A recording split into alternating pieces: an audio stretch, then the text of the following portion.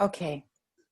So we're recording. So could you repeat that what your teacher said about yoga?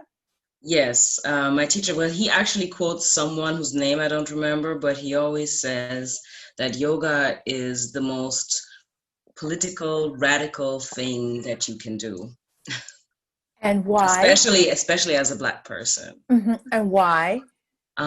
Because, sorry, because if you embark on the journey of yoga, Hmm. you ultimately going towards your own, like getting to know yourself better on all levels, physically, spiritually, mentally, and getting closer to the divine, which you will ultimately find within you. So, especially, I mean, people in general, but especially Black people are never told from the outside world that there's anything divine about us.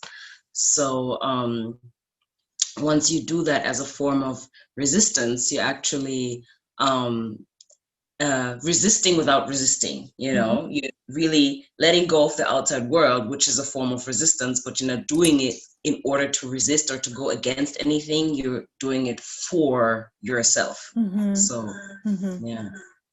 I'd like to ask you, can you tell me how you came to this form of yoga and what it means for you? And by the way, the photos of you and your colleague, um, Isa, they're absolutely beautiful for this upcoming event that you have. I don't know who did the photography, but it's really beautiful. And Yeah. kudos to the photographer. Ula, she took the pictures. You can also find her on Instagram. Okay. She does pictures and she also does dance, and she's an artist as well. Mm-hmm.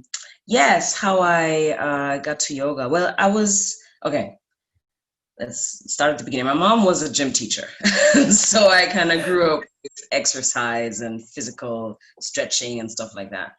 And I did ballet at a very young age, and gymnastics and stuff like that. So I was always very inclined to those type of movements.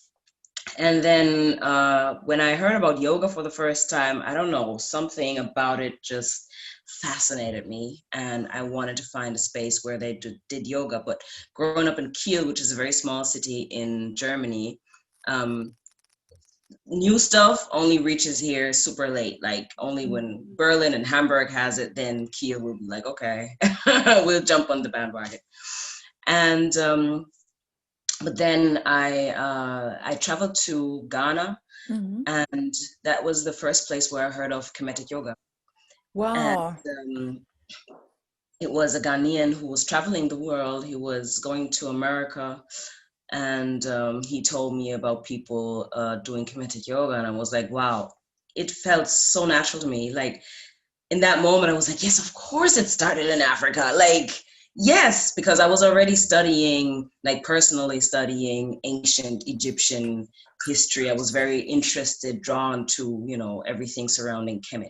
Mm-hmm. And then when I heard that, I was like, yes, yes, makes sense. So, but I didn't really, I had other things to do at that time. I was studying, I wasn't really after it. I was just hoping to find yoga classes where there would be a person of color teaching, like somebody who looks remotely Indian, Mm-hmm. and not just white women. So Now, if I may interrupt, you're making reference to Hatha yoga.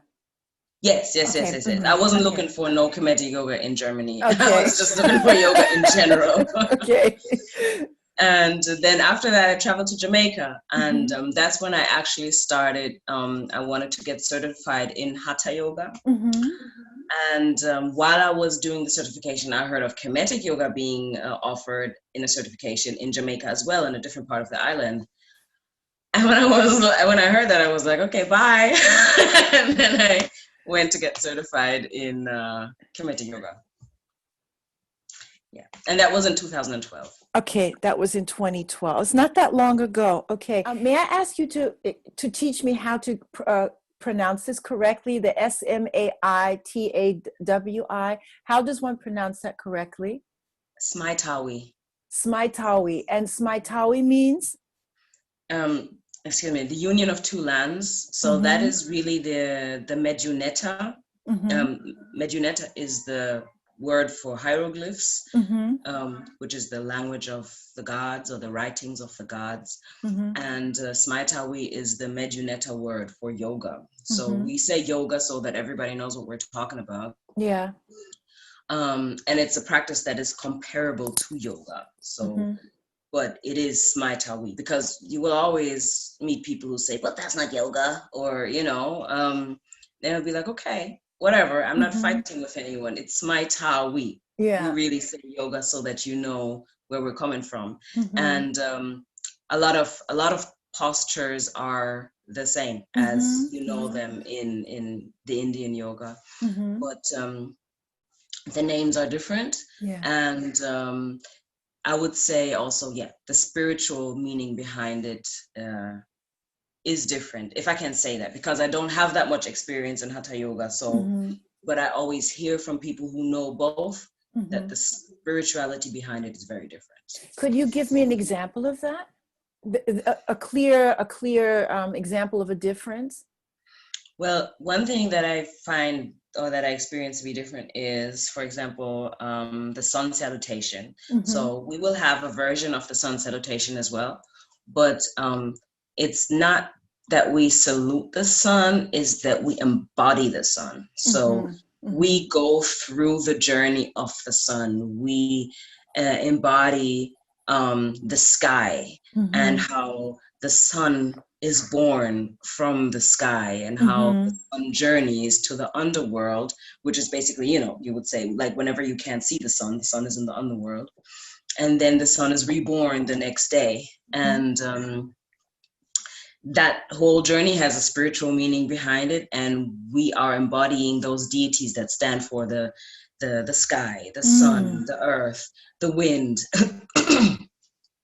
And through this connection, you really find your connection to the elements, Mm-hmm. and to the creation of the world, and yeah, see yourself as part of the whole. And um, the whole the whole idea is to remember, like, really to go into your, as they would say, in Sanskrit, I think, your Akashic records, Mm-hmm. um, Yes, within indeed. you, and unlock the greatness in your DNA. So, Mm-hmm. Mm-hmm. yeah. Oh, that's beautiful. That's wonderful. That's wonderful. Yeah. Oh, it's really, really. I thank you for that example, because this Surya Namaskar is the sun salutation, and it's the salutation of the sun. But I've never heard this explanation of the embodiment of the sun within your Mm, own being, within your own this interlocking of. To me, the sun is also something divine, and that's also yes, interlocking with your own inner divinity, inside and out. Because to be human yes, is already something divine. absolutely. Yeah, yeah. I also wanted to ask you that we could talk a little bit more about. You briefly mentioned that when you start looking for a hatha yoga class, you want it to be, in a class where you could maybe find someone, the teacher was at least Indian, or see somebody that looked like you. You were looking for a yoga class, and you wanted to find, a class where the teacher remotely, looked like you, or a person who was Indian, East Indian. Yes. What kind of feelings did that bring up in you? What was that like for you? I mean, did you eventually take the hatha yoga class? Yeah, I would just, take classes to stay in the practice of doing yoga.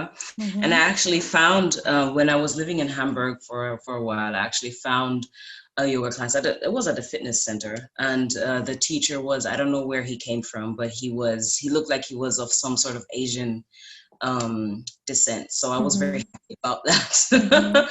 um, when I started yoga in Kiel, also at a fitness studio that I used to work at, the teacher, she was a white girl, but I liked her energy, so she Mm-hmm. kind of got me started on yoga, and it was Mm-hmm. very dynamic what she used to do. And but after her, there was this typical white girl, like blonde, skinny, and I didn't feel uncomfortable with her, but the class was just like I couldn't relate to her. And I think it's very Mm-hmm. important, when you're in a yoga class, like any healer that you go to, whether Mm-hmm. it is yoga or, other arts and forms of healing, that you can relate to the person that you interact with, your healer that you choose. There has to be a connection. So yeah, I couldn't connect with her. Okay. Okay. So And this feeling of being like the only POC in the class, what was that like for you? How did that make you feel? um you know what, the weirdest, and that's going to sound really weird, but the weirdest experience that I've ever made concerning that was in Jamaica.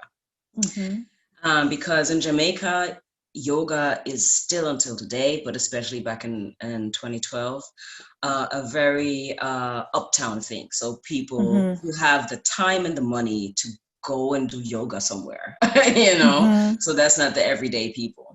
And those people who do have the time and the money are uh, white, or foreigners, Mm-hmm. expats, or the uptown light-skinned Jamaicans who are in Jamaica with another certain type of people, so their complexion is lighter and they have the money and so forth. So I was there looking the way I do. At that time I had long locks, and I was the only person in Jamaica in the yoga class who looked the way I did, with my skin complexion and my type of hair, except for the yoga teacher. She had the same phenotype. Mm-hmm.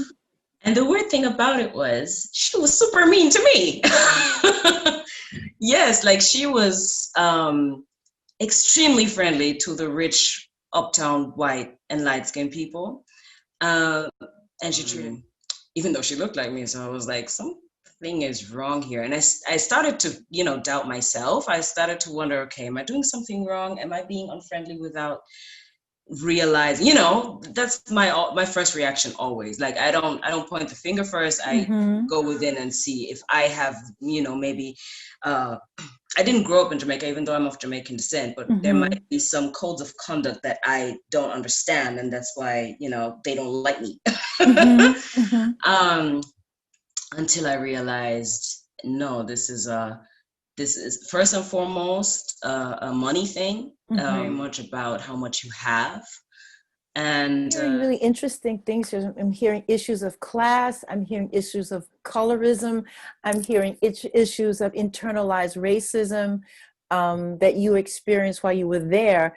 And in Germany, what was your experience? Like you said, the worst experience you had, or you felt out of place, was in Jamaica. It wasn't in Germany. If it's possible, I'd like to hear a little bit on your about your opinion and your views on what the practice of Kemetic yoga means for Black and women of color here. You're a teacher, you're a Kemetic yoga teacher.